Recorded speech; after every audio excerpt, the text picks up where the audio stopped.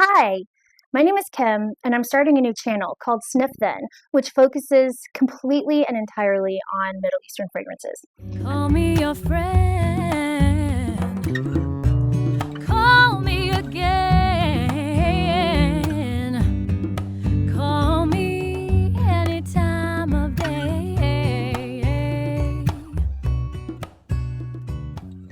I've been watching YouTube for many, many years, like many of us, and when Middle Eastern fragrances started blowing up, I thought, okay, this is a passion of mine. I cannot wait to hop in. So, why Sniff Then? Well, I'm hoping to have some really fun, entertaining series on if Middle Eastern fragrances could describe a movie or a book or a historical character, then this is what I think they would be. Or if I like this type of fragrance, gourmand, citrusy, aromatic, then this Middle Eastern fragrance is for you. And so Sniff Then was born, and I am very, very excited to be actually filming for the first time. Um, why Middle Eastern fragrances, you may ask? Well, I'm glad that you asked because here are my answers. I love Middle Eastern fragrances because they're cheap. And I'm talking like way, way more accessible than any of the designer or niche or even just any type of perfume that you could find. We're Some of my favorite scents are like $10 to $20, and we're talking that level of affordable.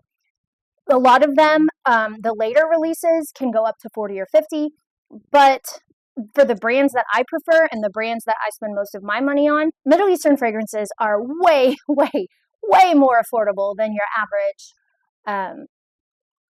department store perfume, designer perfume for sure, niche perfumes, absolutely. And a lot of them are clones or dupes, we call them, of the exact same fragrance. Sometimes they're exact and they are inspired by something and they are meant to be a one-to-one clone. And, different people have different opinions on that. I love it because I would never be able to have such a collection otherwise.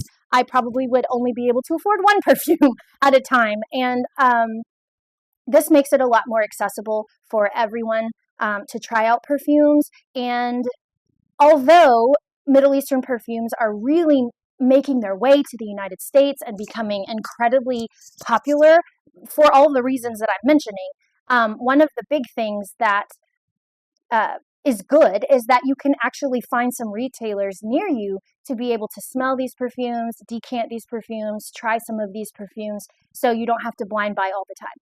That being said, I blind buy 95% of my perfumes, and I have regretted maybe 3. So in general, I am delighted with the scents. They have every type of DNA that you can imagine, and I am extremely happy with all of my purchases for the most part. They're affordable, they're dupes, the presentations are unreal. I don't know how they make everything smell so good. They make them so long lasting. The sillage is insane. You're going to leave scent trails everywhere for a lot of these perfumes. Not all. Depending on the notes, depending on how much you spray, of course, but a lot of these just perform better than their counterparts, their original counterparts. But not all Middle Eastern fragrances are dupes. Some of them are incredibly innovative and have smells that I've never smelled before, have smells that remind me of something that have a twist. So it's okay to have both. And to be honest, that's one thing that I prefer. Many, many channels on YouTube have lists and lists and lists of dupes, clones that you can get Middle Eastern that are a lot more affordable and accessible than some of the high-end fragrances for sure. And when off the top of my head I know what's being said in the fragrance world about what this specific scent is a dupe for, I'm going to share that with you. But I don't want my channel to focus heavily on dupes, not because I think there's anything wrong with them, but just because there are so many really good resources out there. I'm actually making this a series to begin my channel, to set my intentions, and to give you all of the knowledge that I've gleaned through my own Middle Eastern fragrance journey, just to start my channel, so you get a little bit of insight into who I am. If you're starting out, or you haven't stumbled on some of the fantastic resources I have, I can give them to you right away. And then we can get to some of my very, very favorite video ideas that I have planned that are hopefully a little more entertaining than just informative. That remains to be seen, and you guys will let me know what you think. So that being said, I love Middle Eastern fragrances because I also have recently begun to craft. And when I craft, I tend to love Middle Eastern textures, Middle Eastern designs. I love quatrefoils. I love the tulips of Turkey. I love the bright, bold colors of Morocco. I love so many of the actual, like, historic Islamic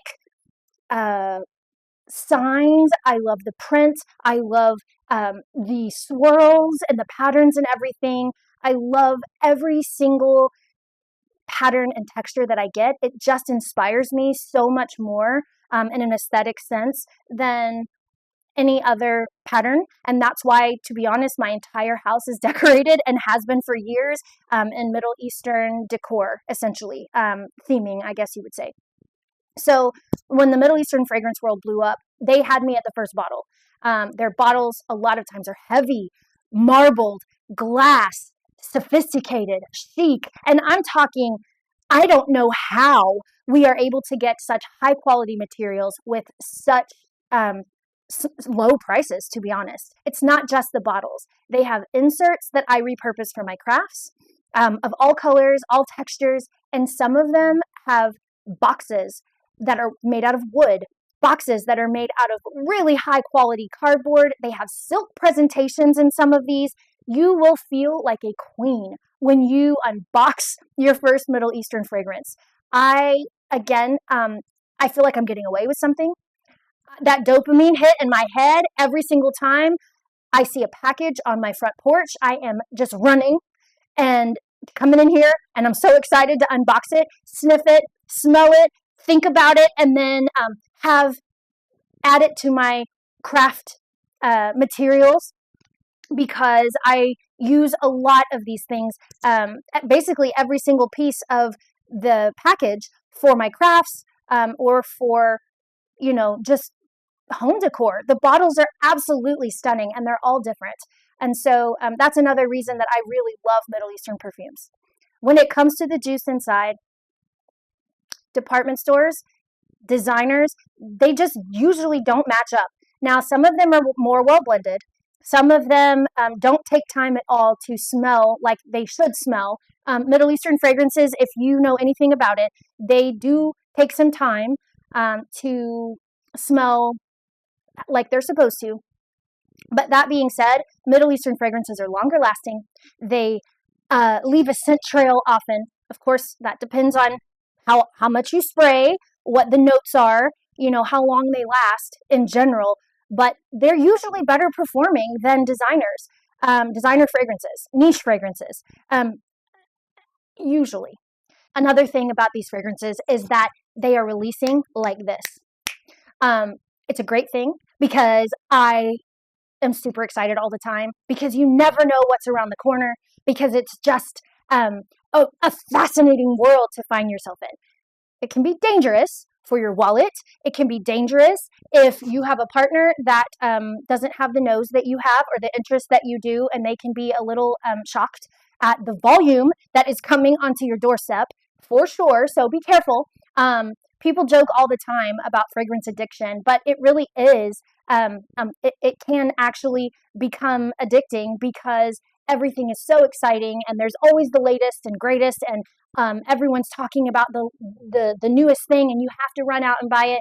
And so you got to pace yourself, be mindful in your purchases. But that being said, if you're obsessed, you can be a little less mindful with Middle Eastern fragrances because they are so much more affordable. Some of them are $7. Some of them are $50. And we do have some premium Middle Eastern houses, which I'm going to talk about in the series that I'm starting to open my channel. Part one. Hello, you're in part one right now, which is why Middle Eastern fragrances. Part two is going to be things that you need to know about if you're just getting into the game. There are so many wonderful, wonderful resources out there. I'm going to share some of those resources with you. I'm going to give you some insight into some of the definitions of things, some notes that I didn't know what they meant, just some great tools to have in your fragrance toolkit if you're getting started, how to take care of your perfumes, that sort of thing. In part 3, we'll talk about my favorite Middle Eastern houses, my least favorite, the ones that give me hits and misses, and some that I've heard of but don't really know super well. So we can discover those together. Part 4 is going to be where I buy my Middle Eastern fragrances. Absolutely, you can get counterfeits out there because they're so popular right now. You can get scammed, so you have to be really careful. And I will share with you where I go online in the United States to buy my Middle Eastern fragrances, how long it takes to ship, the pros and cons of each website, and that will be part 4. In part 5, we're going to talk about my favorite Middle Eastern fragrance YouTubers and why I like them, what drew me to their channels. And I know on that one I'm going to miss so many because there are just so many coming out, because Middle Eastern fragrances is a passion for a lot of people. And so I'll show you my discoveries, and I can't wait to hear about some that I haven't watched that you can recommend to me. I think that would be amazing. And what would be a Middle Eastern fragrance series in a baby channel without discussing dupes? Again, I'm not going to be focusing on dupes because so many wonderful YouTubers out there have already compiled lists and lists and lists of dupes in the Middle Eastern fragrance world. Not only dupes to designer and niche perfumes, but also to each other. Clones of the same DNA, Middle Eastern fragrance houses that have duped the same scents. And so I'm going to give you what I've got, but I don't plan on really heavily focusing on my channel on dupes because, again, there are some incredible YouTubers who've been in the world longer than I have, who have already spent hours upon hours upon hours compiling, working, putting together perfect lists, and I don't know that I can top that. So I'll just send you their way, and we can enjoy the fruits of their labors together. So I think I'm going to end here. My name's Kim, and I cannot wait to see what this channel brings.